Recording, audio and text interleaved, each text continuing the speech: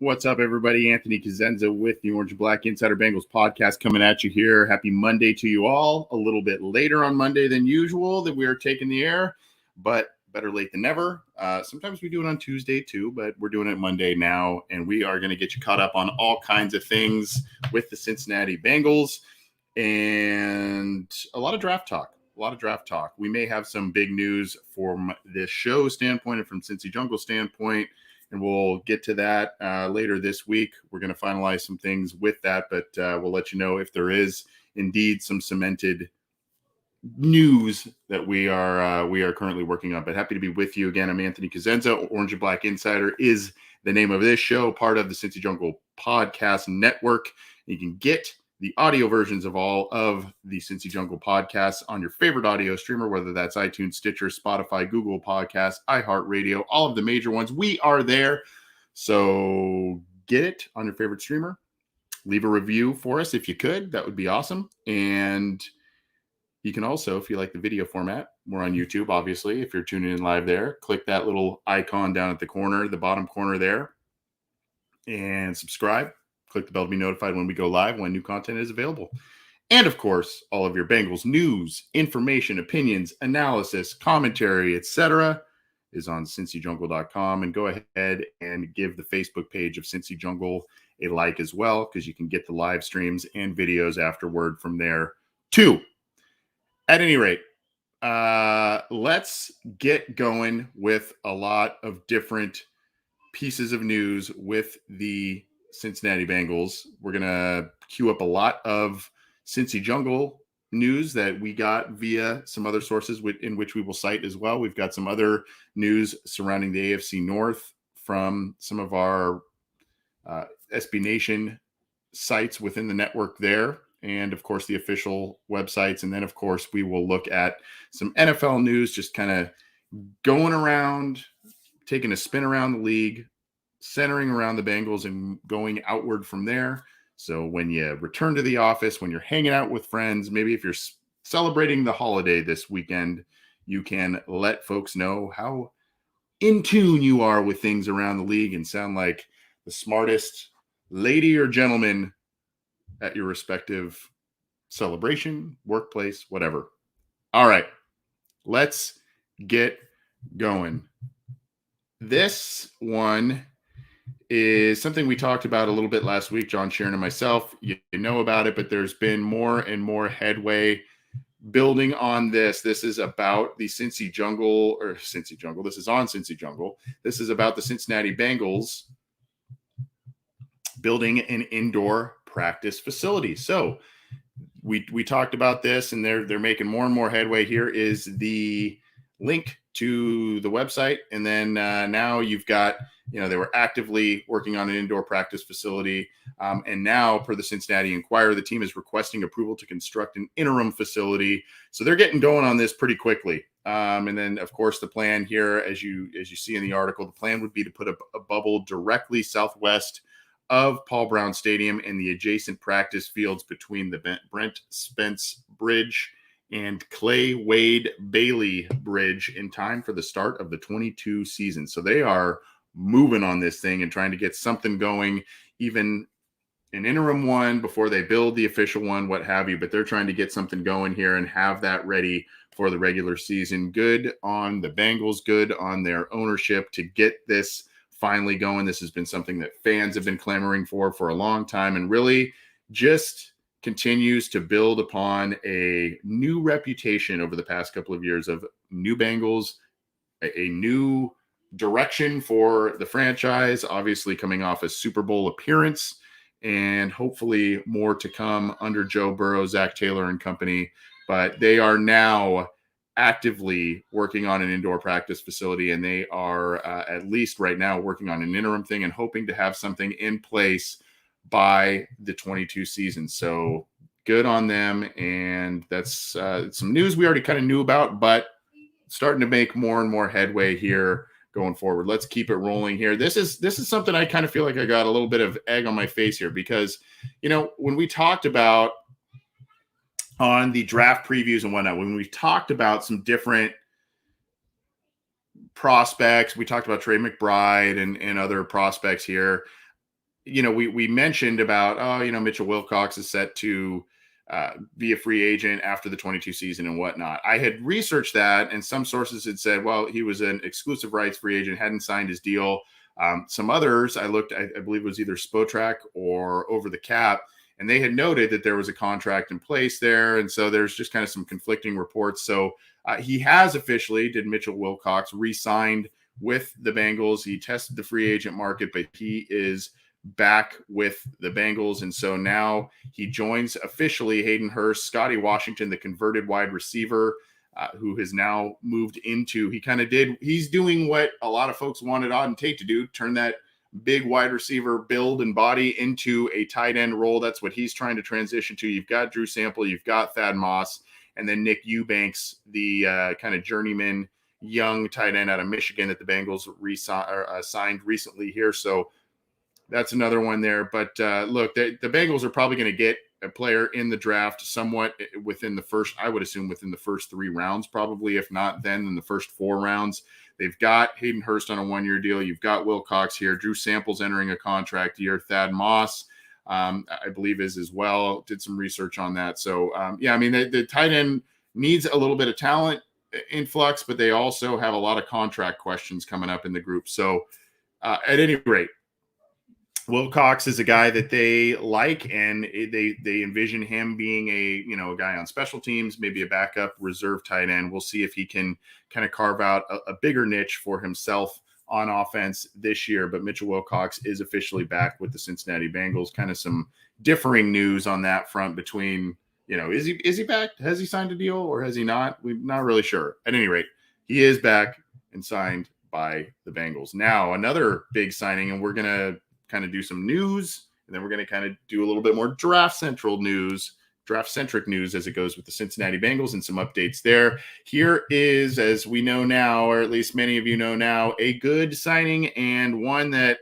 is light on the checkbook, the salary cap, etc., and just one of those role player signings, those backup signings, a player that really stepped up and helped the team out in an aspect that has plagued them for years and years and years, and that is helping to cover athletic pass-catching tight ends for years under Marvin Lewis, even under Zach Taylor, even before Marvin Lewis. Tight ends routinely gashed the Cincinnati Bengals defense, and a guy like Trey Flowers helped minimize that, especially down the stretch when he joined the Bengals mid-season, waived by the Seahawks, was a guy that they counted on as a starting corner, just was unfortunately not cutting the mustard in that role. But the Bengals found a nice niche for him where he was kind of playing inside and using his size, his length, and really excelled covering slot receivers, tight ends, etc., kind of shorter areas of the field. Obviously, the Seahawks have that mold that they like out of their corners, long, tall, physical guys. Flowers is that, but he's a guy that now is working with the Bengals defense and working with Lou Anarumo and covering tight ends and whatnot. So this is a good deal for the Bengals, a 1-year deal per Doug Kied, a Pro Football Focus NFL Insider, 1 year, $1.85 million deal with the Bengals, signing bonus of $500,000, and there's playing time incentives to get it to $2.6 million.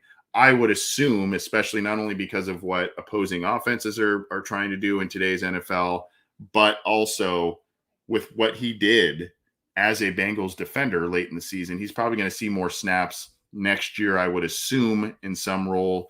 Again, like tight end, the Bengals are probably going to use a high pick on cornerback to get a boundary corner. Still, you've got Awuzie, you brought back Eli Apple, you brought back Trey Flowers here, and then of course you've got others in the fold here, but the Bengals need some cornerback talent. Darius Phillips went to, I believe it was the Raiders, and you've got some other issues at that position group, but still you're bringing back a lot of the guys that helped you out on a defense that got you to a Super Bowl. And this is one of those role players that is a valuable role player. Again, 1 year, $1.85 million deal, $500,000 signing bonus, can get, if he hits incentives and whatnot, the deal can max out at $2.6 million for the 1 year. So good on the Bengals. This has been in the works for a little bit based on some of the rumors I had read and heard that they were working on this deal for a little bit. They had to kind of come to an agreement on numbers and whatnot. And so they finally did. So now Trey Flowers officially back with the Bengals. Good move on them, and good to see him back on the defense. Last week when we went through the Happenin Headlines, we talked about the Paul Sparling, the guy who'd been with the Bengals for, I believe it was 3 decades, stepping down as the head athletic trainer, a guy that has been with the team for a long time. And kudos to the Bengals. If you tuned in last week to our Wednesday night show with John and myself, and of course, why wouldn't you have? The Bengals were just really, really using an innovative approach and using data and technology to see if and when certain players, particularly in the summer months, needed breaks, rest, etc., to really save them, preserve them from an injury standpoint later in the year. So now the Bengals are bringing in Matt Summers. He is going to be their new head athletic trainer. And Duke Tobin was one of the guys instrumental in hiring the new athletic trainer here. And he is going to be the athletic trainer emeritus, is Sparling. So he will still probably be around here. So again, we've got Matt Summers, new athletic trainer with the Cincinnati Bengals. Here's the quote from Duke Tobin. Quote, "After conducting an extensive search process, we're excited to have Matt join the Bengals as our new director of sports medicine and head athletic trainer. Matt's experience in the NFL and college athletics has prepared him for this leadership role. Matt has a tremendous reputation and is known for his ability to build strong connections with the athletes he works with. We pride ourselves on providing elite medical care and look forward to the role Matt will play in continuing this high standard," end quote. Worked recently with the University of Louisville and also with the San Diego Chargers. Worked also with Kentucky and Arkansas as well. So been around a little bit, and now this is obviously kind of his most high-profile position, and a guy the Bengals seem to be very excited about joining their team there. And you can see more about that on Bengals.com. So please do. I will pin this article, and the link to Bengals.com will be in that Cincy Jungle article here. Like that move there. I think, the Bengals are hiring a good one there. And I assume they're going to continue the same practices that they used last year to hopefully preserve their roster in terms of an injury standpoint and whatnot, because that worked wonders for them and was a big, big key to them getting to the Super Bowl last year. Let's keep it rolling here. There are a couple of NFL insiders that seem to be guys that just really, really try and favor the Bengals, or really have continuous complimentary. You can hear my little one crying in the background, can't you? Isn't that fun? You can see here there are a couple of different NFL insiders that are really always kind of lauding the Bengals. Peter Schrager, even before this year and the Bengals going to the Super Bowl, Peter Schrager of the NFL Network is a guy that has always continued to praise the Bengals, praise their direction, really was a big Joe Burrow guy. And on the NFL Network morning show that he is on with Kay Adams, who was also a big figure in the Bengals Super Bowl run, Peter Schrager says the AFC North is the Bengals to lose. And I guess that's not necessarily hot take central, but you can see here there is a really cool, and this is from our buddy Zim Hude, who pinned the video here. But quote, "Last year the Bengals absolutely owned the Ravens, and until the Ravens can cut that from a 20-point game to at least a one-score game, I'm not really keeping them in the same conversation. This is the Bengals division right now." This was a big turning point for me, and I think for a lot of Bengals fans, those who cover the team, etc. When the Bengals beat up on the Steelers the first time in Pittsburgh, and they beat them by multiple possessions, that was eye-opening. And that was eye-opening coming off of that bad loss to Chicago. That was an eye-opening win. That was a franchise turning point win. That was a season turning point win, that first one against the Steelers. Then you had the big one in in Baltimore, where Chase had that he put him in a blender. Remember that quote there. So there were a couple of those there, and those 4 games really are games that are ones that were that I've got someone knocking on my door. The Those were games that were franchise turning games and really defined the season in terms of those 4 against the Steelers and the Ravens. So this is good news, and maybe not hot take central, but it is something to note, and I think a lot of people share the sentiment there. So at any rate, let's keep rolling here, and hopefully my kids get corralled, and we can continue on without some knocking on the door and some other children crying. I don't know. We'll see. Let's keep it rolling here, though. The Bengals and their schedule. This next one kind of ties into, in a way, what Peter Schrager's take was on Good Morning Football. And here you go. The Bengals, we kind of knew this too when the schedule started coming out, and we saw the opponents and whatnot. The Bengals face one of the toughest schedules in the NFL in 22, and I will pin this link in the live chats for you. Here you go. Just how difficult?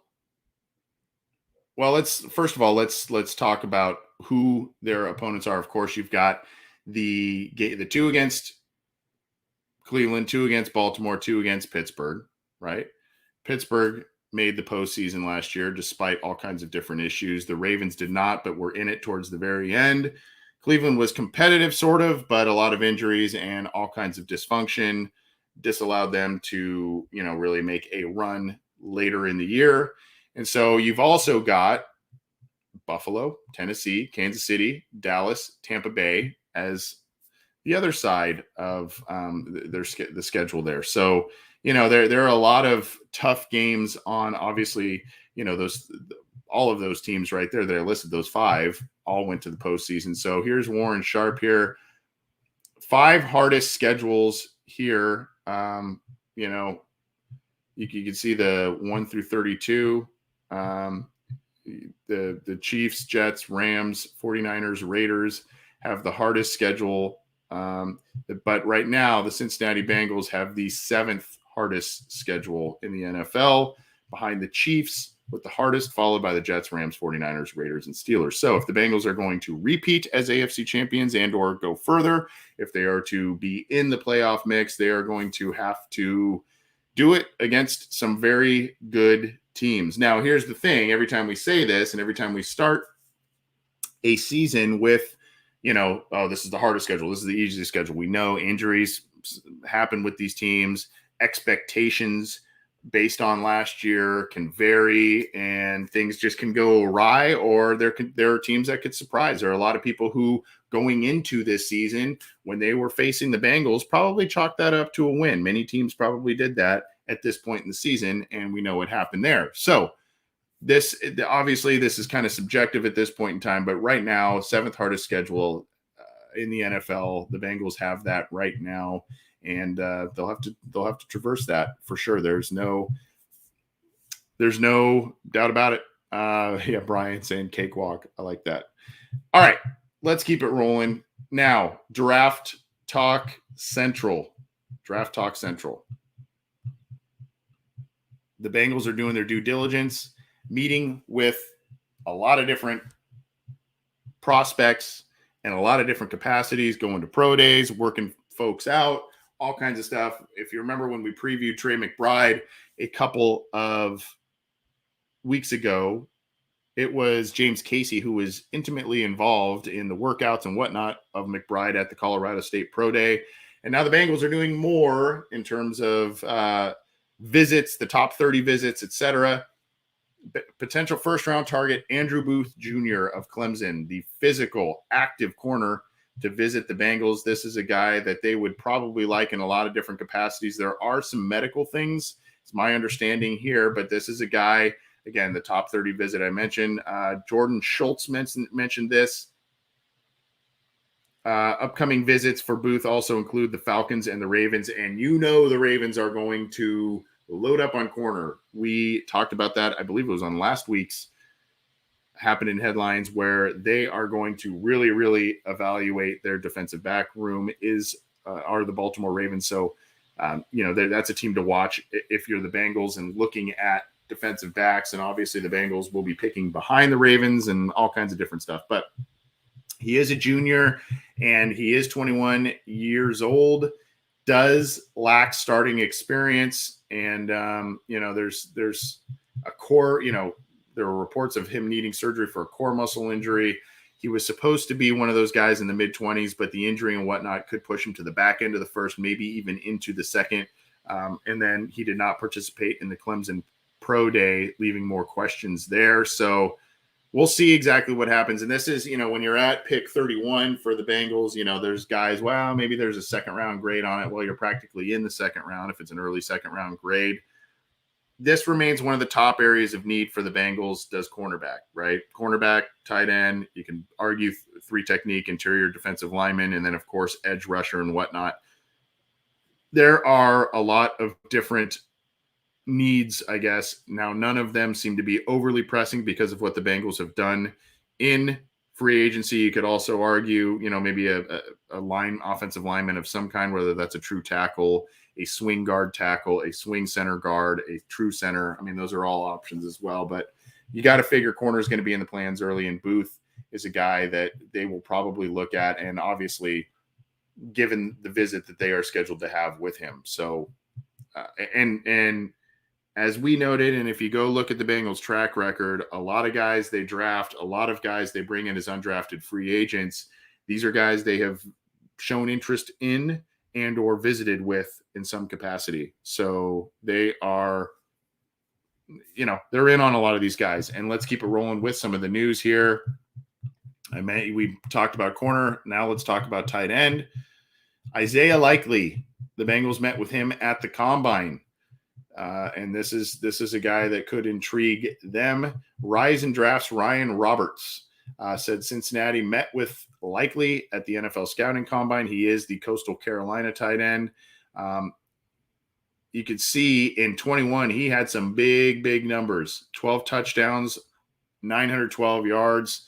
I mean, you look at him, you look at what McBride did. McBride only had the one touchdown, but had well over 1,000 yards receiving. So, I mean, there are a lot of talented pass catchers at the position in this class. And you can see here, though, did not test well in terms of the relative athletic score given to us by Kent Lee Platt, 4.84 RAS out of a possible 10. And you can see here, he's 6'4", 245, 15 on the bench. So a little light and a little weak in terms of the relative athletic score. And then you see here, he did have the elite explosion in terms of vertical and broad jump. Not great on the 40-yard dash, though, 4.8. So, take that for what you will. There's talk of him bulking up and whatnot, but a guy who could intrigue the Bengals. Isaiah Likely out of Coastal Carolina, a pass-catching tight end, did have 12 touchdown catches last year. The Bengals met with him at the Combine. Now, Bengals are also set to meet a defensive lineman from Oklahoma, a school that they like to pick players from with some frequency. And here's the link here. I will put this. This is on CincyJungle.com as well.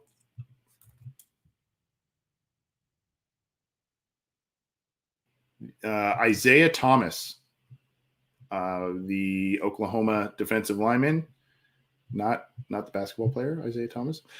Justin Mello of the Draft Network relays that news to us, and he played all 4 years, but didn't really make a name for himself until his junior season. Had 12 tackles for loss and 7.5 sacks. And, you can see here that he ran a 4.7 second 40-yard dash. This guy could be one of those guys that can play at a number of different spots, but a guy that, doesn't jump out on the stat sheet. You see 7 sacks and 10.5 tackles for loss. in his senior season. He is 6'5", so he's a big guy. So we'll see exactly what happens. Again, you see a day 2 or day 3 option. Maybe he's a guy that they look at. The Bengals like to take defensive linemen usually, if they're not the prime first round guys. They like to use round 3 picks, round 4 picks. You can go back into the Marvin Lewis era, or as recent as last year with Joseph Osai getting a defensive lineman with that 3rd round pick. So they may look at one of those rounds for a player like this, but they are meeting with Isaiah Thomas from Oklahoma, another player that should be on their radar for some defensive line depth. Now, you Bearcat homers, you Bearcat fans, alumni of the University of Cincinnati, you're going to like this one. The Bengals are holding a top 30 visit for wide receiver Alec Pierce, local favorite guy. And you can see here, he really turned some heads with the 40-yard dash he had at 211 pounds, 4.41. That's where he started to get some run here. And then you see he averaged 17.5 yards per catch as a 3-year starter. So kind of a big play guy here was Pierce, and one that the Bengals are looking at, and obviously an easy visit to make, given that he is a local kid here. He'd be their 4th receiver. The Bengals obviously lost Auden Tate from this group, and he would be a contingency plan, as you see here, if there is an affordability issue down the road with Higgins and or Chase. So probably not a guy that would, we'll see exactly what happens. That may be another sneaky position that the Bengals draft early because of the contracts that you're seeing guys at the wide receiver position get recently. I mean, it's pretty crazy. Stephon Diggs and Tyreek Hill and whatnot. They're getting some big numbers, obviously, with what Chase did last year, with what Higgins has done in his first 2 years. They're going to want to extend those guys and keep them as core players, but they're going to need to pay them. Oh, and by the way, Joe Burrow as well. So, they may need to have some sort of plan here behind these guys to, make sure that they are set up in the future. We'll see. But Bengals are using a top 30 visit. They have planned one with Alec Pierce, the Bearcat. And then they've got 3 other defensive prospects they are bringing in. This is on Cincy Jungle as well. So let's bring this on. Alontae Taylor, Michael Clemens. Those are a couple. And then so you can see here they are really doing their due diligence. And oddly enough, after they've spent a lot in free agency the past 2 off seasons on the defensive side of the ball, they are going to still look at some things on defense. And you see Taylor's the cornerback from Tennessee. 2 interceptions last season. Clemens is a guy who had 11 tackles for loss and 7 sacks last year. Fumble recovery, passes defended last year as well. And then, of course, they are bringing in Missouri State's Eric Johnson per Greg Auman. He's an NFL reporter. He did not get a combine invite.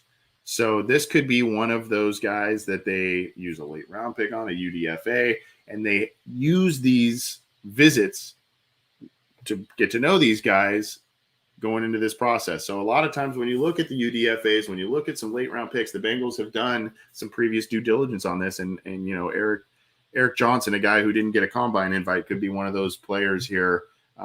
He did go to the NFLPA Bowl out in LA and the Senior Bowl, but was not invited to the combine. 6'5", 300 pounds, and got second team All Missouri Valley honors. So again, Eric Johnson, Missouri State defensive lineman, and then of course you got the Tennessee cornerback Alontae Taylor and Texas A&M's Michael Clemens as well, that are all set to visit the Bengals. That's wrapping up a little bit of the Bengals side of things. We got a little more coming on the back end, so we'll get to that. We're going to transition into the AFC North and some NFL talk as well in just a second here. Again, I'm Anthony Cosenza. This is the Orange and Black Insider Bengals podcast, part of the Cincy Jungle Podcast Network. Get this show and the others on the Cincy Jungle Podcast Network on your favorite audio streamer.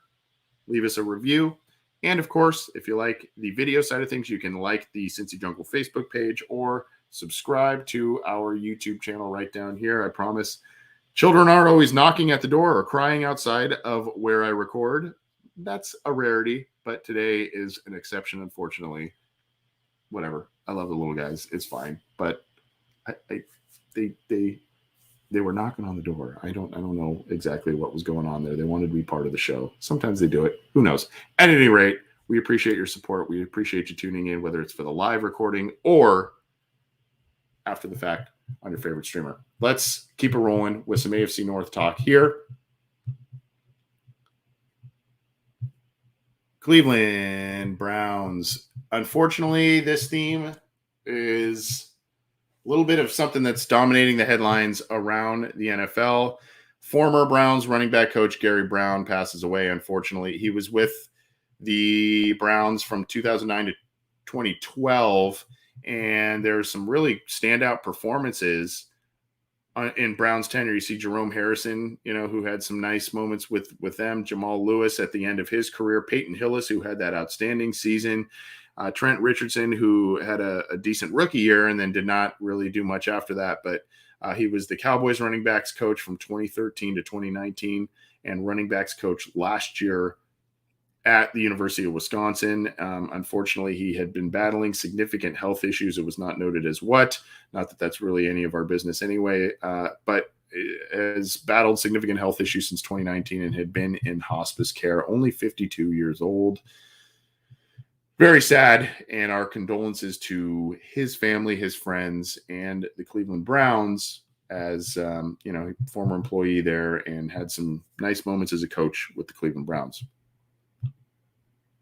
The Cleveland Browns did make another acquisition recently, getting a quarterback from within the division, Josh Dobbs, former Steelers quarterback, and it is a one-year deal, bringing in the former Pittsburgh quarterback to Cleveland. I don't know if this is anything that has to do with, a contingency plan in place if they are expecting a Deshaun Watson suspension or whatnot. Obviously, there's uncertainty with Baker Mayfield. So they are bringing in Josh Dobbs, a one-year deal with the Browns via Mike McCartney, and he is the agent of Josh Dobbs. So that seems to be happening there. And that happened before the weekend. So Josh Dobbs moving from the Pittsburgh Steelers to the Browns in a backup quarterback role with Cleveland. So they made a move there. Now, unfortunate news with the Pittsburgh Steelers as well. Really, really sad news. And we will preface it with this article because, unfortunately, this is kind of where things took place with Dwayne Haskins.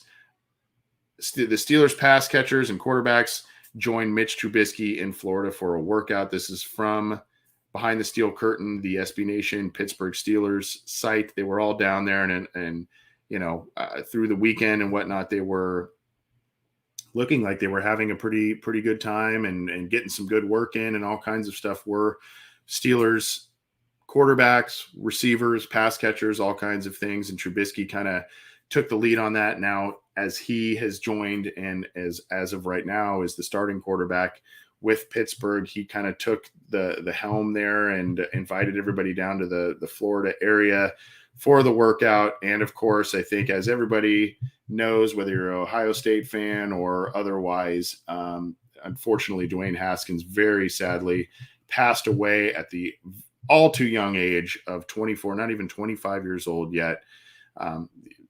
Husband, son, teammate, and very, very sad situation. There's some talk as to what the circumstances were. I won't really go into many details there other than to say that this is a very sad thing, a very unexpected, awful situation. Apparently he was part of that group with Mitch Trubisky and the pass catchers going down there and doing work, and they were hanging out. There was, shortly before his death, pretty sad when you look at it now, pretty sad Instagram video post where he's having fun with Najee Harris and the outfit that Najee Harris is walking around town with, and they're laughing and having fun. And, when you look at it that way, you like to think that he was, happy shortly before his untimely death, but it's also very sad to see now because obviously completely unexpected freak thing and very, very sad. So our condolences to the Haskins family, to all of his friends, family, and whatnot. A very, very sad time for them. A very sad time for Ohio State fans and really all of us who cover the NFL. Not a good situation and not one we like to cover on shows like this. So RIP Dwayne Haskins. I know a lot of you wrote that in here. Stuart Monty writing it there. But at any rate, we'll try and move on here. Unfortunately, a couple of bits of really terrible news to start off the AFC North news carousel. Let's move on to the Baltimore Ravens here. And we talked a little bit. This is on BaltimoreRavens.com, and I will pin this here in the live chats. This is from Ryan Mink from Baltimore Ravens, and this is what Mink thinks why this could be the year to trade up. And I won't go into big detail on it, but DaCosta said, their GM, obviously, Eric DaCosta, saying the Ravens will remain a team that builds primarily through the draft. However, there is a way to pursue stars more aggressively within the draft. Baltimore could trade to move up in the first round. And who knows, though, because they need help at the defensive back spot. They need some offensive line help and whatnot. I don't know. It's going to be interesting to see how aggressive they are. They do have 9 picks in the first 4 rounds, so that may be why they package to move up for more premier players in those rounds instead of trying to go for that quality over quantity type of thing. But given the attrition they had from injury, quantity may not be a bad idea for the Ravens as well, just to make sure they've got enough able bodies and enough players to be able to get in there and go. So you see here, Sauce Gardner and Derek Stingley are 2 of the top cornerbacks. They're already mentioning them over there at BaltimoreRavens.com. So they are probably heavily looking at cornerbacks as we expect. Now, this is a little bit of, and this is from Baltimore B-Town, the Ravens site within the SB Nation network. Ravens signed Calais Campbell, the ageless wonder, to a 2-year deal. I met this dude at the NFL experience prior to the Super Bowl, a couple days prior to the Super Bowl. This guy is massive. I mean, I think we all know that, but I just standing next to him and shaking his hand and everything. First of all, super nice guy. Smiling the whole time, was talking to all kinds of different fans. Super nice guy. But absolutely massive dude. And anyway, 2-year deal to stay with the Baltimore Ravens. He's had an outstanding career. He is 35 years old and 6-time Pro Bowler. Big dude, and he is returning to the Ravens on a 2-year deal here. So you can see here it includes $6 million guaranteed and has a maximum value of $16.5 million. Says there's, quote, unfinished business in Baltimore, said Campbell. So we'll see what happens there. But at any rate, he is remaining with the Baltimore Ravens on a pretty solid deal here. All right. This is sort of Bengals-ish a little bit because it includes one of their former players, albeit one at a very brief moment in time. Terrell Owens, T.O. And my big claim to fame is that T.O., I think he still does at least, follows me on Twitter. So that's my big claim to fame, I guess. Anyway, T.O. suggests he could have made a difference for the Chiefs in the AFC title game, and this is on Arrowhead Pride within the the Chiefs SB Nation site. And you can see here's I was blowing up Andy Reid's phone. This was on the Pat McAfee show. I was blowing up Andy Reid's phone last season to bring me in. You insert me in that offense, and I'm going to be a viable option. I will say, when I met T.O., I'm trying to remember how long ago it was. I want to say it was a year or two after he was with the Bengals, so probably 2011, 2012. At that point, he was in, I think, his mid to late 30s, I want to say. And he was working out at the NFLPA Bowl on the field doing drills and stuff. Dude then looked like he could still easily suit up for a team back then. I'm assuming he's still in fantastic shape. And, obviously he is up there in age, but I would assume he still takes very, very good care of himself and still runs around and does some different things. And I don't know if this was actually going to be something that I don't think it was actually ever really in Andy Reid's mind, but it really kind of, it makes you think back also to when T.O. was with the Eagles and how that whole thing went about shaping up and whatnot. But he was blowing up Andy Reid's phone last season to bring bring him in.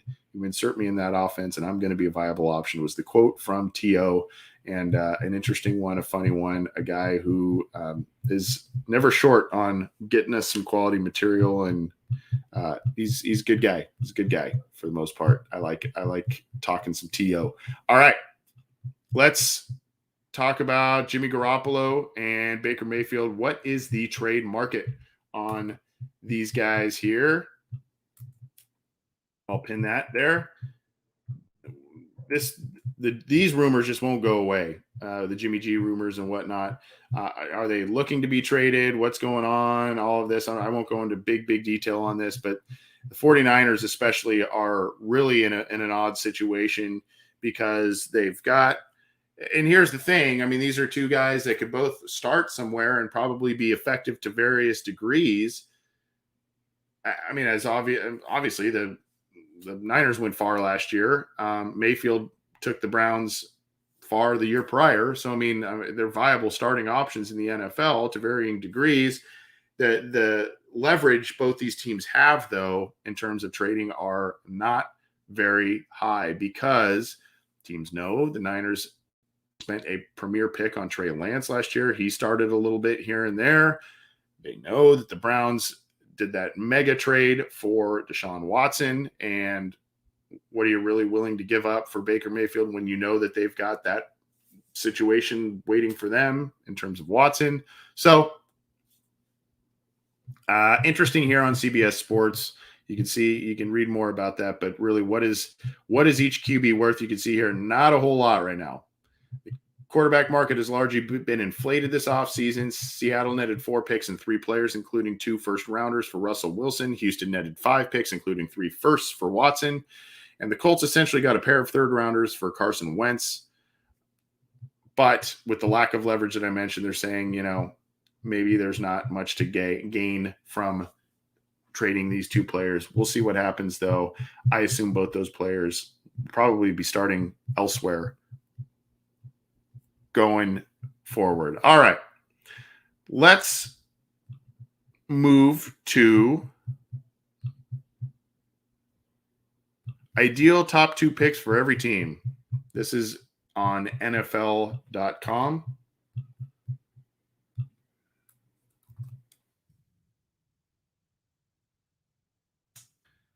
And this is Chad Ryder, the NFL analyst here. I thought this was kind of interesting. So you can see here, what are their, when you just look at the AFC North, you see Baltimore Ravens, Devin Lloyd, a linebacker out of Utah, and Cam Jurgens. I know a lot of folks really like Cam Jurgens, the center out of Nebraska. And then, of course, you look down at the Bengals. Who were the 2 ideal in the first 2 rounds? Devontae Wyatt and Jelani Woods. So this is a little interesting because a lot of people have 3rd or 4th round grades on Jelani Woods, a huge guy, a guy who's physical and catches the ball at the tight end position out of Virginia, but 2nd round being there, some people might deem that a little bit of a reach there, but obviously the need I mentioned there. So, and then of course you've got the Larry Ogunjobi vacancy. So maybe that's where Devontae Wyatt comes in as a 3 tech. So what's interesting is personally, I would assume that Devontae Wyatt might be gone at that point at 31 overall. And Jelani Woods, the guy who they're saying is an ideal fit in round 2, would probably be there and may be deemed a little bit of a reach if the Bengals went there at 63 overall. We'll see, though. Still 2 players that could help the Bengals out in pretty good ways this coming year here. So check out that article and you can see a lot of different stuff here. Now, when you look at the NFL landscape here, new Texans coach Lovie Smith is a believer in Davis Mills and expects big improvement from him in his 2nd year. Here's the quote.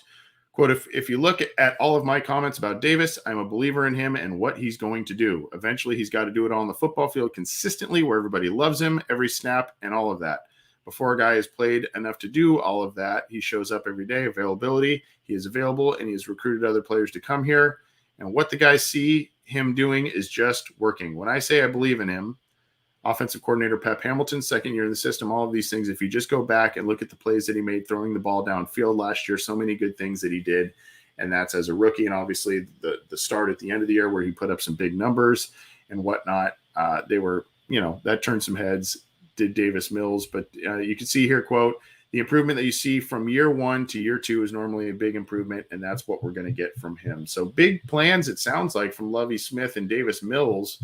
They like what they're seeing here with that. So to wrap it up, we're going to end here. Just a little bit of tidbit on Miles Sanders, the running back from the Eagles, taking it a little more personal. Enter the final year of his rookie deal. I've got more to prove. He said via the Pro Football Network.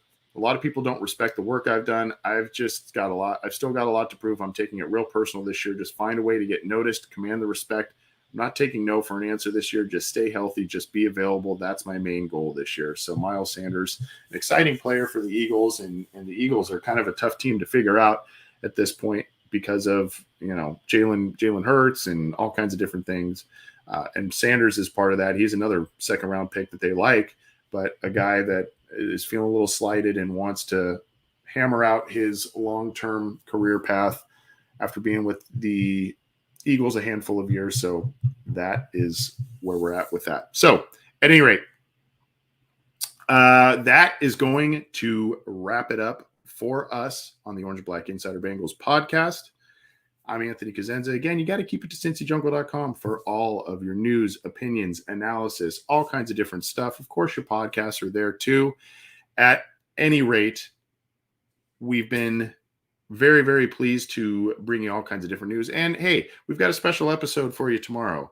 We've got the hosts from Tigress Talk. I'm hoping all 4. We may only get a couple of them, but Tigress Talk, the awesome podcast from some of the best Bengals fans out there. We're going to do a special listener questions live tomorrow. So you're going to want to tune in for that. You're going to want to submit your questions to us. It's going to be at a special time. Usually we do it Friday afternoons, midday-ish or, early afternoon and whatnot. We're going to do it tomorrow evening. So you got to get those questions into us. We'll turn it into a mailbag post on cincyjungle.com. So you won't want to miss that. And then, of course, we've got our Wednesday show with John Sheeran and myself, bringing you a lot of different stuff here. Of course, prospect profiles and all kinds of different stuff. Appreciate you and everybody else tuning in.